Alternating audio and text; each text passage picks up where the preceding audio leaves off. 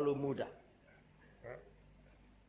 Tahun 69 keluar saudaraku, mulai tahun 70 praktek. Saya praktek di satu pendeta, yaitu papa saya sendiri. Saya dengar orang omongan, terlalu muda. Sebab kamar saya di atas, pendeta-pendeta ngobrol di bawah, kedengaran. Masih terlalu muda. Duh, saya sampai kecewa. Ya buat apa saya kerja buat Tuhan? Katanya beri masa mudamu untuk Tuhan. Kita udah beri masa muda kita, terlalu muda. Kan bocengli, saudara-saudaraku. Kita lagi masih muda, masih ingin kamu buat dunia, dibilang beri masa mudamu. Jangan sudah tua kasih sama Tuhan. Beri hidupmu yang masih muda sebagai bunga yang mekar. Beri sama Tuhan. Kita udah beri, kita udah tinggalkan dunia, main band tawaran ke luar negeri, ke Singapura dan Jerman Barat ditolak. Dibilang terlalu muda, tapi masuk ke dalam hati. Tidak dimasuk ke dalam hati, saudaraku. Firman Allah kita pegang terus. Tahun 71, tahun 72, tahun 73 saya kawin. Tahun 72 papa meninggal, saya menggantikan ayah saya di Cianjur. Umur 25 tahun. Terlalu muda. Gembala terlalu muda, terlalu muda. Aduh, haleluya. Tahun 74 saya terus mulai menginjil ke Sulawesi Utara. 21 hari saya menginjil di sana. Membawa satu hamba Tuhan dari Kanada. Terlalu muda. Tuhan, haleluya, puji Tuhan. Terus kembali, saudara-saudaraku. Sampai 3 tahun yang lalu. Tuhan memberkati saya, sudah 5 tahun lalu. Gereja di Cianjur. Ada omongan, terlalu muda. Masih terlalu muda. Baru tadi siang saya dengar omongan lagi. Itu terjadi 3 tahun, beberapa tahun lalu. Paling Aona tuh 5 tahun lagi deh, hilang deh pasti. Aona tuh paling sekarang 5 tahun lagi, paling 5 tahun lagi hilang. Puji Tuhan, saudaraku, saya tidak hilang, saya masih ada di sini. Haleluya, diberkati Tuhan. Masih ada orang iri hati, terlalu muda, terlalu muda. Terus mulai ada, kamu enak, kamu enak, kamu enak, kamu enak. Kamu sekarang sudah ada yang kasih mobil, jemaat sudah ada, gereja punya besar, rumah enak. Wah, kamu terlalu enak. Berapa kali orang kasih mobil sama kamu? Kamu terlalu enak, terlalu muda, terlalu enak. Saya dulu, om dulu. Tidur di bawah gerobak 3 hari 3 malam gak dapat makan. Tidak seperti kamu terlalu enak, terlalu muda. Dalam hati saya nih. Siapa suruh lahir duluan? Saudara-saudaraku, walaupun dia tua atau muda, akan dipakai Tuhan. Orang yang dulu juga kan muda dulu, saudara-saudara. Hati-hati dengan hal ini. Banyak orang yang muda, banyak orang yang baru, selalu dianggap remeh. Terlalu muda, terlalu muda. Terlalu mudah. Kalau saya di Cianjur, lantik pembela jemaat, pembela sidang, bukan dari usianya, tapi dari rohaninya. Biar dia masih muda, rohaninya jadi teladan, saya angkat. Jadi saudara-saudaraku, jangan sampai ada dengki seperti Saul. Dengki, mulai mau membunuh, mulai membenci, dengki sama yang berhasil, padahal ini yang dia dengki calon raja. Calon raja, saudara-saudara. Jangan dengki. Jangan dengki, jangan iri hati. Sebab kalau saudara iri hati, apa? Ada ayat berbunyi, maka roh Allah pun diangkat dari Saul. Dan iblis masuk kepada Saul. Saudaraku, orang yang dengki akan ditinggalkan Tuhan. Apa akhirnya? Dia matinya bunuh diri. Saul matinya bunuh diri. Waktu Saul bunuh diri mati, Daud nangis. Nangis, panjang dia punya nangis. 1 fatsal lebih. Dia tangisi Saul. Ini cengli. Orang diolok dibikin, tapi kalau waktu dia mati, ini Daud nangis. Saudara-saudaraku, jangan kita iri hati. Bagian terakhir kita akan lihat Lukas pasal yang ke-15. Injil Lukas pasal yang ke-15. Haleluya. Lukas pasal 15 ayatnya yang ke-25 mulai 24. Lukas 15. Sebab anakku ini telah mati, yang bungsu, dan menjadi hidup kembali. Ia telah hilang dan didapat kembali. Maka mulailah mereka bersuka ria, sebab satu jiwa, satu anak yang sesat bertobat kembali sama bapaknya. Semua senang, semua senang, semua senang, semua senang. Tetapi anaknya yang sulung berada di ladang. Sekali lagi, ladang adalah lambang pekerjaan Tuhan, ladang Tuhan. Haleluya. Anaknya yang sulung yang ada di ladang, dan ketika ia pulang dan dekat ke rumah, ia mendengar bunyi seruling dan nyanyian tari-tarian. Lalu ia memanggil salah seorang hamba dan bertanya kepadanya, "Apa arti semuanya itu?" Jawab hamba itu, "Adikmu telah kembali dan ayahmu telah menyembelih anak lembu tambun karena ia mendapatnya kembali dengan sehat." Ini si Koko bukan senang. Ayat 28, maka marahlah anak sulung itu. Dalam salinan asli dipakai kata provokatif. Dia punya marah itu. Marah yang nyerang, marah yang mau benci, provokatif. Kalau saudara lihat ada anjing suka menggonggong orang yang lewat, nah itu provokatif, cari penyakit. Ini yang sulung ini. Saudara, saya lihat ada banyak ibu-ibu tepok-tepok nyamuk di bawah kolong, sebab nyamuk itu provokatif, ngeganggu aja dirimu. Ya, sebab kita nggak suka nyumbang di PMI, ya kita setetes dua tetes kita relakan saja, sudah. Apa terjadi? Maka marahlah anak sulung itu. Haleluya. Lalu ayahnya keluar dan berbicara dengan dia. Tetapi ia menjawab, ayahnya katanya, "Telah bertahun-tahun aku melayani Bapa dan belum pernah aku melanggar perintah Bapa. Tetapi kepadaku belum pernah Bapa memberikan seekor anak kambing untuk bersuka cita dengan sahabat-sahabatku. Tetapi baru saja datang anak Bapa yang telah memboroskan harta kekayaan Bapa bersama-sama dengan pelacur-pelacur. Maka Bapa menyembelih anak lembu tambun ini untuk dia." Kata ayahnya kepadanya, "Anakku, engkau selalu bersama dengan aku, dan segala kepunyaanku adalah kepunyaanmu. Kita patut bersuka cita dan bergembira, karena adikmu telah mati dan menjadi hidup kembali. Ia telah hilang dan didapat kembali." Enggak mau ada pengampunan. Sebab apa? Iri hati. Kalau tuh si adik datangnya, bertobatnya itu datang sama dia nyembah-nyembah, sepatunya diciumin Koko maafin adik, barangkali maunya gitu. Lalu dia tolak pinggang dulu. Sekarang lu rasain lo ya. Lu dulu minta warisan bapak gue loh. Sekarang lu balik udah jadi kere begini lo ya. Lu rasain lo. Ya Koko ya, mestinya gitu. Ini enggak, papanya saking senangnya bikin pesta. Ini kemurahan Tuhan, kita mesti belajar.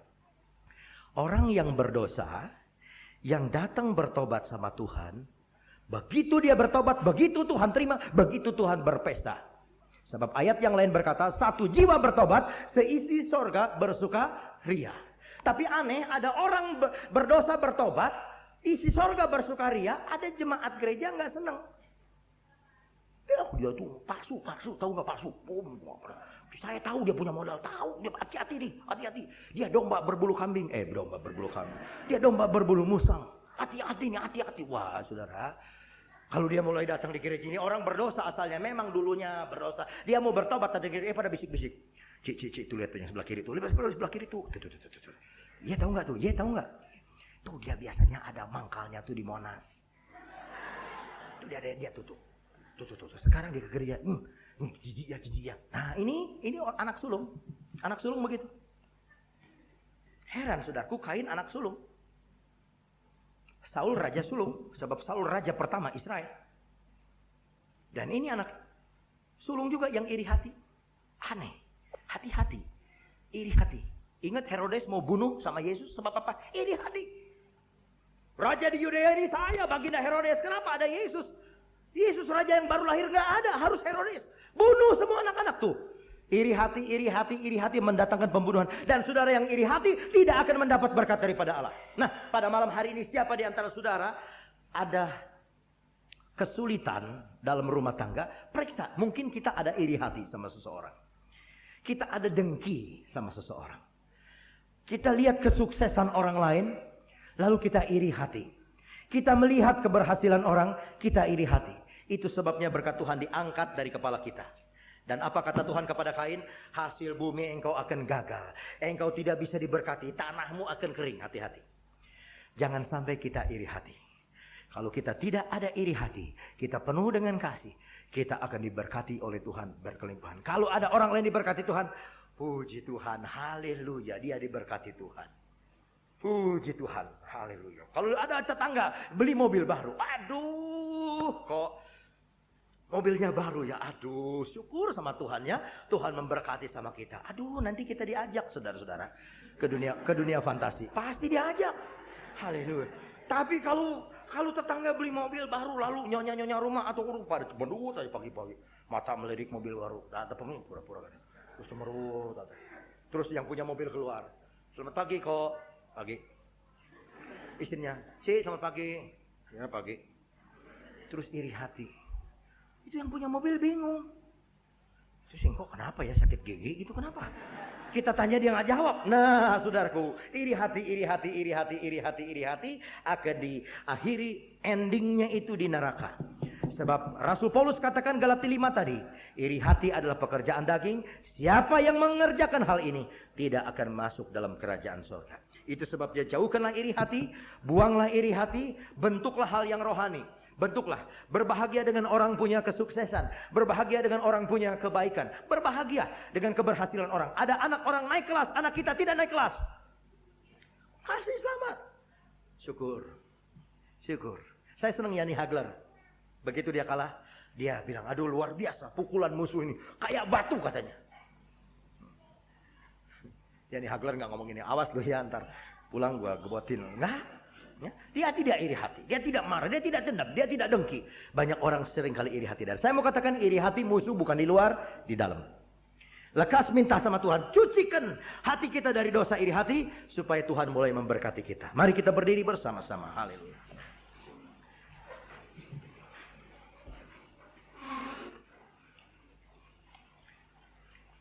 Mengasihi lebih sungguh.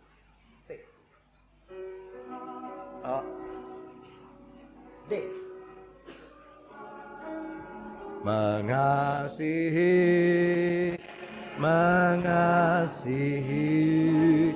lebih sungguh.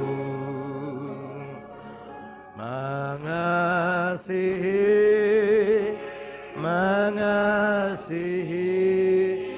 lebih sungguh. Tuhan lebih dulu mengasihi kepadaku, mengasihi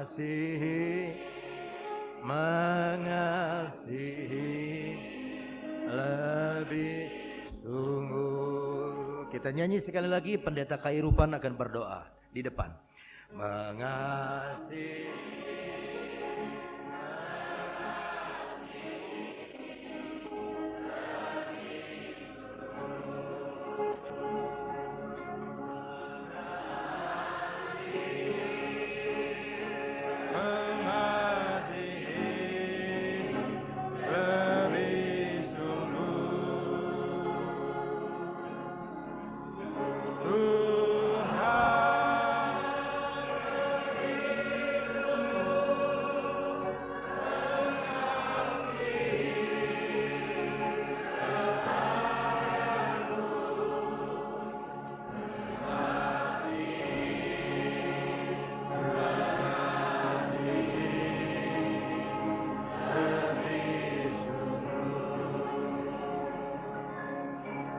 Tuhan, kami sudah mendengarkan sabda-Mu.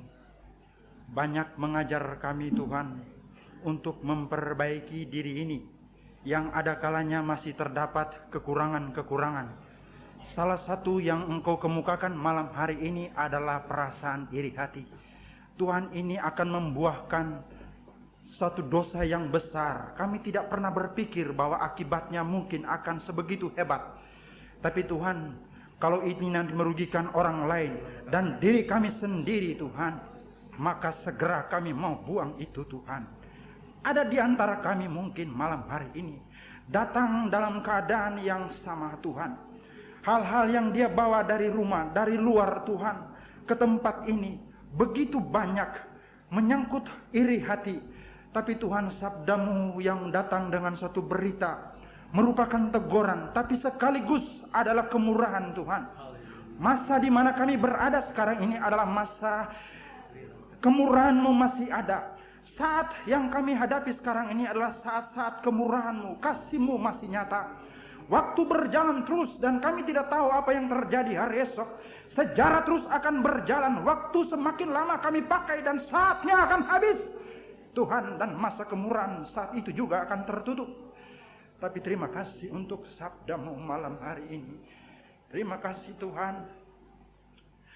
Berkat itu jauh dari kami kalau kami menyimpan perasaan dengki dan iri hati. Tidak peduli siapapun dia malam hari ini Tuhan. Apakah seorang ibu rumah tangga, seorang bapak Tuhan, atau siapapun saja.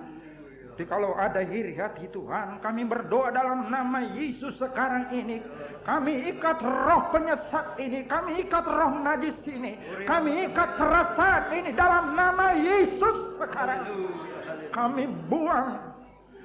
Tuhan, gantikan dengan perasaan damai, kasih seperti yang kami nyanyikan tadi. Tuhan, kami tidak ingin menjadi Kristen yang mulut saja. Kami tidak ingin menjadi Kristen dari bibir saja, yang pandai berkata-kata mengenai kasih. Tapi hati kami jauh dari itu Tuhan. Terima kasih, ampuni kami masing-masing Tuhan. Sungguh Engkau mengasihi kami.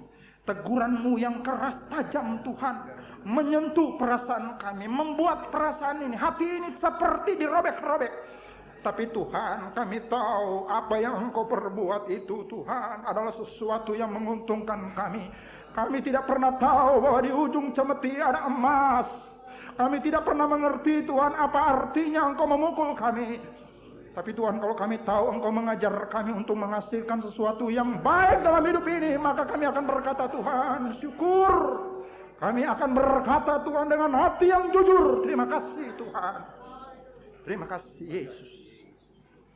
Terima kasih karena sabdamu selalu berbicara kepada kami. Dan ini berkat Tuhan. Berkat itu bukan hanya uang, bukan hanya harta. Tapi berkat yang utama adalah sabdamu. Dan sabdamu itu menjadi kekayaan kami. Manusia tidak bisa hidup dari roti saja. Tapi Tuhan dari sabdamu ini. Terima kasih Tuhan, terima kasih. Sekali lagi Tuhan, kami berterima kasih untuk semua hal ini. Kami berdoa juga untuk hamba-Mu yang dengan setia melayani di tempat ini Tuhan.